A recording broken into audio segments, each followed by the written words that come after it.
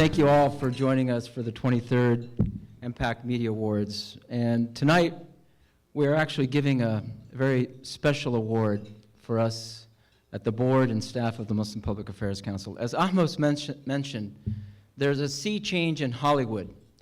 Hollywood influences public opinion, influences culture, but most importantly, what Hollywood is reflecting is a change in the conversation about us, meaning about America, about American Muslims, and about the world and America's role in the world.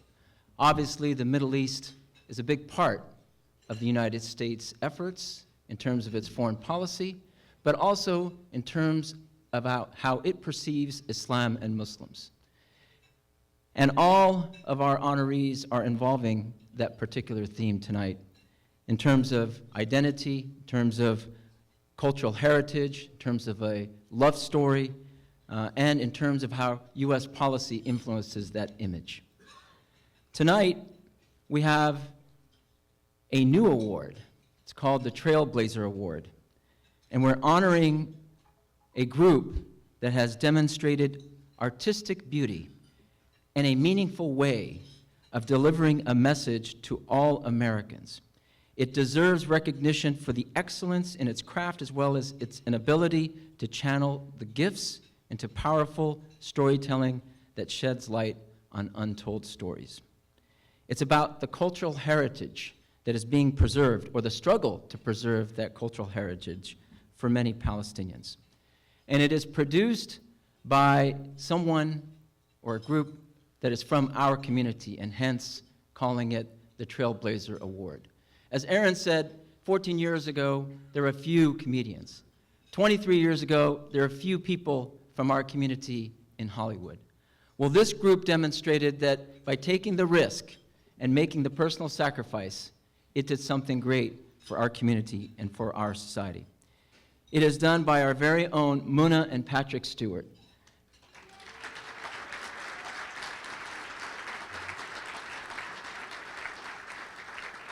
Now, I have to tell you, Muna is very special to us because 23 years ago, she was the one that helped develop all the floral arrangements for the MPAC Media Awards. She was one of the first to be with us, and she must have been 10 years old because she hasn't changed a bit.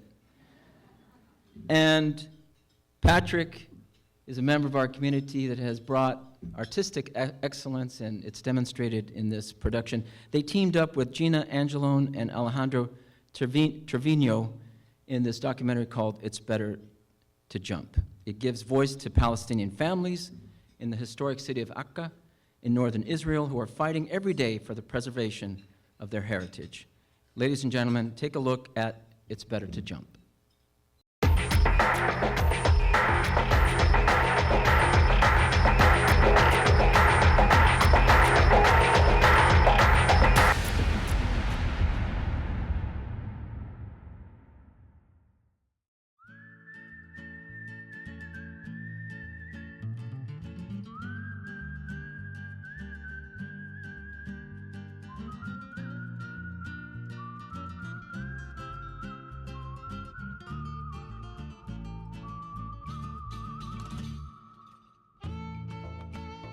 This is our playground since we were kids. My family are living in the same home 10 generations. That means about 250 years. Hundreds of years, I think. We are from Akko, from the ages. History didn't start on the 15th of May, 1948. History started a long time before that. We've been here since 1,300 years ago, and even before 1948, we had Jewish Palestinians, Christian Palestinians, and Muslim Palestinians, and that wasn't an issue. Who wants you to stay? Who counts you? And you are in Israel. You have to keep the interest of the country. And it's done one little checkpoint at a time, one little housing permit approved or disapproved at a time. It's worse being on your land and you are refugees and you have to start your life again among countries that you didn't choose. Palestinians make leaps of faith every day.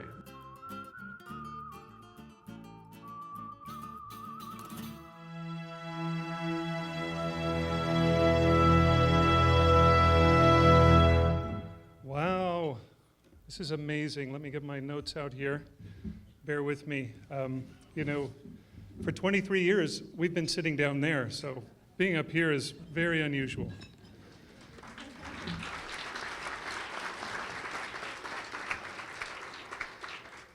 Assalamu alaikum. I always wanted to say that in front of the whole crowd. You guys responded. This is fantastic. Good evening, and I'm going to welcome you again to the 23rd Annual MPAC Media Awards. This is amazing. My co-producers, Muna Stewart, Gina Angelone, and Alejandro Trevino, who couldn't be here tonight, are very proud and honored to be given the first, or be the first recipient of the MPAC Trailblazer Award. This is amazing, and we really want to thank MPAC and all of our supporters who made this possible.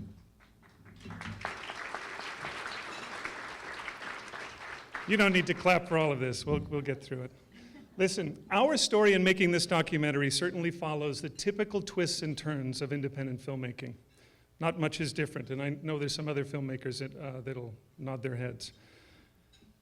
For many years, Muna and I discussed the idea of making a Palestinian film, but we weren't sure about what the right story was. We just couldn't find it until we found this one. You know, the whole idea behind It's Better to Jump came out of a family trip. We were taking photos in Akka and took some pictures of the jumpers, and there was nothing more than that until we started to think about the possible metaphor and the connection between the two. Actually, those photos made it to the poster, so it turned out pretty well for us.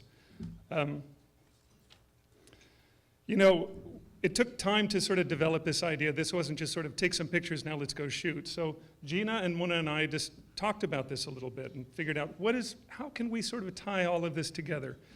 And after we decided that we had the right thread and that we could take it on, we understood, though, that we had no outside support. We had no financial backers. So in other words, we had no corporations or associations or groups or production companies standing with us. We were on our own to get this done. The one thing we did know, though, we had a novel approach and a great idea, and most importantly, a critical story to tell. Together, you know, this little group of the three of us plus Alejandro, we tackled a job that normally, you make a feature-length documentary, you're going to make it properly, it usually requires dozens of people. It was basically 3-4 people that did this all on our own. That's pretty amazing. So in December of 2011, we made the first of 5 trips to Palestine in order to shoot our film. And then by October of 2012, we were basically finished. Once again, we had carried this project all on our own, which is really important to understand, because in funding something all by yourself and draining your savings account, that's quite a choice. Not to mention the thousands of hours that we collectively donated over that 2-year period to get the film to the finish line. So this is a classic statement. Our film is truly a passion project. And amidst the process of making this film, I want you guys to know, we all had our day jobs. We all had families and lives to lead and things to move on. So this was quite a choice. And it's important also to say that you can't really have a passion project until your heart is connected to what you're doing.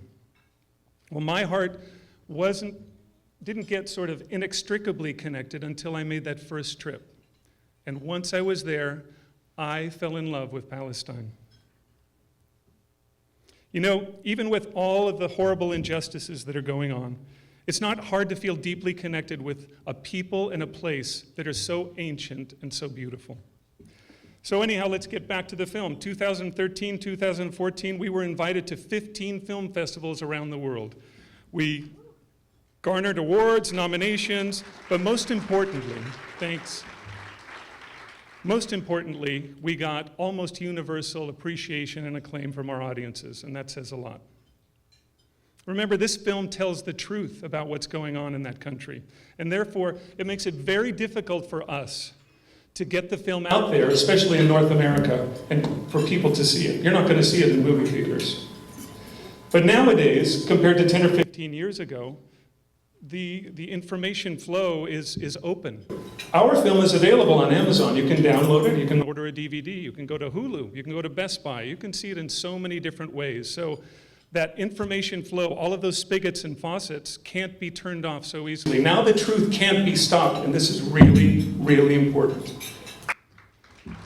Anywhere on this planet that you can make a connection with the internet and you have a mobile device or a computer, you can download our film. Well, our job, though, is not finished. We still have a huge task at hand, and that is to connect with our potential audience, wherever they may be, so that we can let them know that we are out there. Now, the other thing that I can assure you of is that everyone that sees It's Better to Jump will not only be informed, but entertained. And don't forget, the only way we can change the situation in Palestine, or Egypt, or Libya, or Syria, or anywhere in the Middle East is by spreading the truth. So here in these last few minutes, I briefly explained to you the challenge this project offered us and the task that we accepted. That was our commitment and our resources, and the many, many hours that we donated. I guess you could say that, like the participants in It's Better to Jump, we made the decision to jump. Well, now it's your turn. Now it's the time for you to let everyone to know about our film and how important it is to support it. You have the easiest part, actually. You just sit back and enjoy it and recommend it to friends. And you know, as a community, we need to rebalance that prevalent view of the tipping scales of communication that have never been even. They've never been equal. If your children show an interest in media, encourage them. Don't discourage them. Encourage them so that perhaps one day you can be sitting here and we can have the world start to change. And maybe one day one of your kids will be standing up here and gratefully accepting an MPAC Media Award. Thank you very much. Assalamu alaikum.